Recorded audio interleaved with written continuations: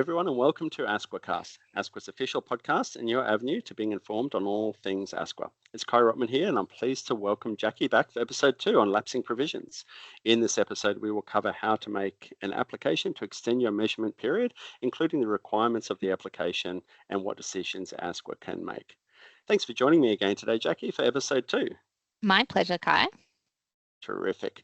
So, Jacqui, last episode, you explained how if a provider doesn't deliver vet training or assessment for more than 12 months, then the registration will automatically end.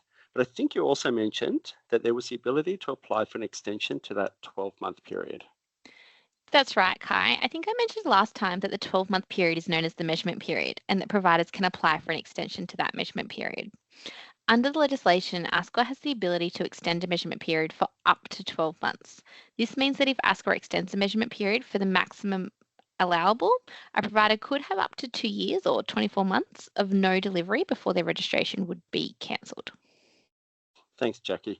I'm sure this is something providers would love to know more about. As we discussed last time, there can be some really genuine reasons why a provider wouldn't be able to deliver vocational education for a period of time. Is this something ASQA can just do if they know a provider won't be able to deliver, or do providers need to make an application? That's a really good question, Kai. ASQA does not have the power to extend a measurement period for a provider unless that provider makes an application to ASQA. Once a provider has made an application to extend a measurement period, ASQA will then make a decision to extend or not extend that measurement period. And Kai, I'm going to pretend to read minds for a second here and guess that your next question will be, how can a provider make an application? Applications to extend a measurement period are made through a form on our website instead of through the normal ASQA.net portal. Absolutely, you got me there, Jacqui. Okay, well, you can definitely add modern reading to your skills on your CV. That's exactly what I was going to ask. So are there any rules about when an application can or should be made? Yeah, this is something that is actually really important for providers to be aware of and keep in mind, as the legislation imposes a really strict timeframe on this. Applications to extend a measurement period must be made at least 90 days before the end of the measurement period. So to explain it in another way, an application must be made no later than 9 months after a provider has stopped delivering vet training and assessment. Okay, so let me just check this. So you said that there's a strict time frame. So does that mean a provider can't make an application after that 90-day deadline has passed? Yes, that's right, Kai. This deadline is imposed by the legislation, and ASQA has no power to accept an application once that timeframe has passed. Thanks, Jacqui. Now, if a provider wants to submit an application to extend their measurement period, what does this involve? So the application asks for 4 key things. The first is, what are the dates of the provider's measurement period? So that's what is the first date the provider had no students and what is the date 12 months later. It then asks what date the provider wants the measurement period extended to. So that is, when does the provider intend to commence or recommence training? It is important providers remember that ASQA has no power to extend the measurement period for more than 12 months when identifying what that date will be. The application then asks why the provider will have more than 12 months with no delivery of vet, and it also asks for a description of the provider's plans to commence delivery of training and assessment. The form will also ask for the providers to submit evidence in relation to the last 2 points. Okay, great.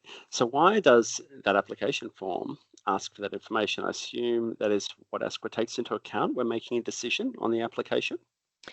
That's right, Kai. ASQA's policy in relation to these applications is that in order for ASQA to agree to extend a measurement period, a provider needs to demonstrate that there was an exceptional circumstance outside of their control that prevented delivery of vet training or assessment, and the provider also has to demonstrate that they will commence delivery within the extended measurement period. Okay, so let's deal with this one at a time. You said a provider needs to demonstrate exceptional circumstances outside of their control. Yeah, that's right. So you might recall last time we spoke about how these measures were introduced to ensure that registration as an RTO was being used for its intended purpose, being the delivery of vocational education and training, but also that we recognise that there might actually be a genuine reason a provider can't deliver vet for a period of time. So looking at exceptional circumstances, what we're trying to do, or the policy is trying to do, is balance these 2 factors. Okay, what might be an example of exceptional circumstances? So we have some information about this on our website where we've outlined 3 categories of exceptional circumstances that we would consider it appropriate to extend a provider's measurement period. So the first category we have is personal circumstances. So for example, we might have a small RTO where the CEO is also the trainer and assessor, and that person suffers from a prolonged illness. Our second category is external circumstances. So that's things such as fires, floods, pandemics that might have a lasting effect on the organisation and their ability to deliver training and assessment. So, for example, a provider might have their delivery location, the building damaged in a fire or a flood, and that might take some time to rectify if significant works are required. The third category that we have is critical vet workforce shortages. So, for example, we might have a remote or regional RTO who is unable to deliver for a period of time because they are unable to recruit an appropriate trainer to deliver their courses. Okay, thanks, Jacqui. And you said that the application form requires a provider to submit evidence with the application. What type of evidence would ASQA be expecting in relation to the reasons for not being able to deliver? This is a really good question, Kai, because it is one of the common issues, probably the most common issue that we see with applications, no or insufficient evidence being provided. So the types of evidence that we would expect to see would be things like doctor's certificates in relation to illnesses that show the period the person was unable to work for. We might be expecting to see evidence of the fire or flood and the impact that that has on the provider, or evidence of attempts to recruit a qualified trainer and assessor that had been unsuccessful. The important part here is that the evidence needs to show what the circumstance is, and it also needs to show how it prevents the provider from delivering that. Okay, and the second part of the policy that you mentioned earlier was that a provider has to demonstrate that they will commence delivery within the extended measurement period. Is that right? Yeah, that's right. So ASQA won't grant an extension to a measurement period if we aren't confident that a provider will actually commence delivery within that extended measurement period. So in terms of the evidence we would expect to see here, this would vary depending on why the provider isn't delivering and how far away the intended commencement date of delivery is. But evidence could include things like business plans, marketing strategies, copies of marketing material. It might include advertisements for trainers and assessors. If a provider is intending on changing their service offering, it might include things like add to scope applications, or we might even see things like enrolment forms for students if they're going to be commencing at the start of the new calendar year, for example. Okay, great. And once ASQA has all of this evidence, it will make a decision on whether to extend the measurement period. Yeah, that's right. So we can make a decision to extend the measurement period until the date requested in the application. We might make a decision to extend the measurement period but until a different date, or we might make a decision to not extend the measurement period at all. Okay, so let's talk about the most concerning one for providers first. What happens if ASQA rejects my application to extend the measurement period? Yeah, so if the application is rejected, a provider can apply for a merits review of the decision. So in most cases, this means they can apply for an internal review of the decision. But if they don't apply for that review, the consequence is that the provider's registration will end at the end of their measurement period. Okay, and if ASQA does extend the measurement period, is that it? No further action is required from the provider? No, not quite, Kai. So we require providers to submit evidence to us at the end of the measurement period to demonstrate that they have commenced delivery of VET. So instructions are given to providers at the time about how to do this, but generally the easiest way to do this is for providers to submit their event miss data to us, showing that they have commenced delivery. Okay, and what happens if a provider doesn't commence delivery? So say, as a provider, I ask ASQA to extend my measurement period for 3 months because I'm confident that I will commence delivery.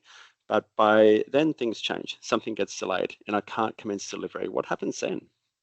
So in this circumstance, because the initial extension to the measurement period was for less than 12 months, the provider can apply for an additional extension to their measurement period. But there are 2 important things that we need to keep in mind here. The first being that a maximum of a 12-month extension can be granted to a provider's measurement period. So that's 12 months in total. So if a provider's had a 3-month extension, then only another 9 months can be granted after that. The second thing that we need to remember is that any application must be made at least 90 days before the end of the measurement period. Okay, and I think you said earlier that ASQA can grant an extension to the measurement period that is different than what the provider has requested. That's right, Kai. As part of its decision making, ASQA will decide, based on the information given to us by the provider and any other relevant information that ASQA holds, what the appropriate extension to the measurement period is. If ASQA determines a shorter period than requested by the provider can appeal this decision if they consider it appropriate to do so. Now, do you have any examples where this has happened and ASQA has granted a shorter period than requested? Yeah, so the most common time that we see this is when a provider might request, for example, a full 12-month extension to the measurement period, but then they provide evidence that they intend to return to delivery at, say, the 6-month mark. In that instance, ASQA would only grant the extension for 6 months, as that is all that is required for the provider to return to delivery. Okay, that's great. Thank you, Jacqui. Wow, that's a lot of information that you've covered today. It feels like I've been grilling you the whole way along. So I really thank you again for your time today. In our final episode of this series, we encourage anyone listening to us to send any burning questions that you may have about lapsing provisions. Well, that about wraps it up for another episode on ASQAcast. Stay tuned for our next episode as we further educate the sector on a number of topics. You can find our podcasts on our website by heading to asqa.gov.au and searching podcasts. If you have any questions you would like to ask Jacqui for episode 3, or if you have some topics of interest that you would like to hear more about, then please send us an email at podcasts@asqa.gov.au. We look forward to you joining us next time on ASQAcast. Bye for now.